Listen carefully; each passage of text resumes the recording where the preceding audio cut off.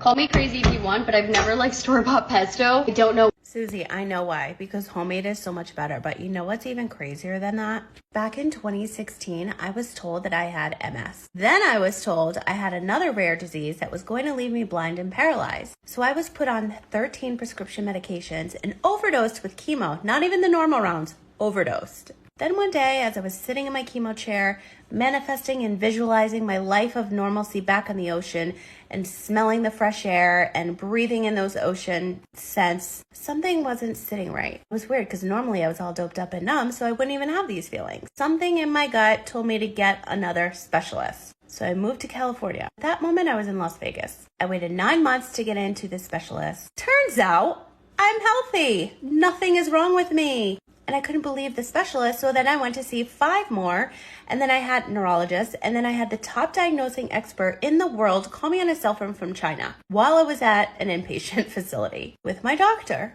And he says, "You're normal.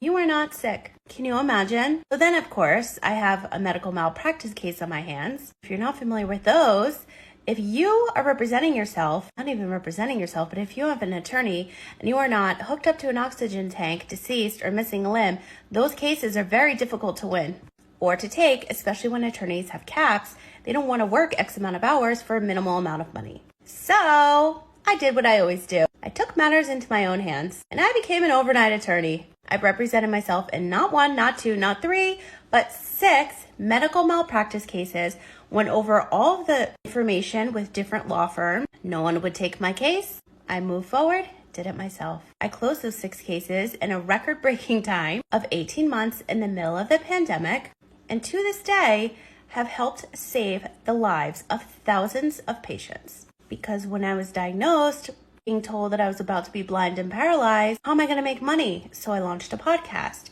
I wanted to help other patients that were diagnosed with autoimmune diseases get organized with their medical records, feel better, and somehow make money. That show I launched back in 2017 has now been my career since. That's a blessing.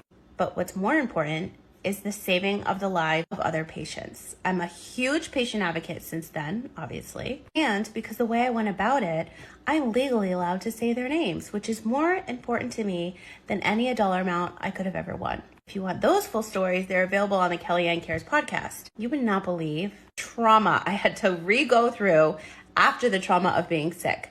But I came out on the other side, deep breath, because I still get anxious when I tell this story, but it's so crazy, this medical system that we live in and have to go through here. But what I want you to take away from this story is that you, as a patient, always have to advocate for yourself. No one else is going to do it for you.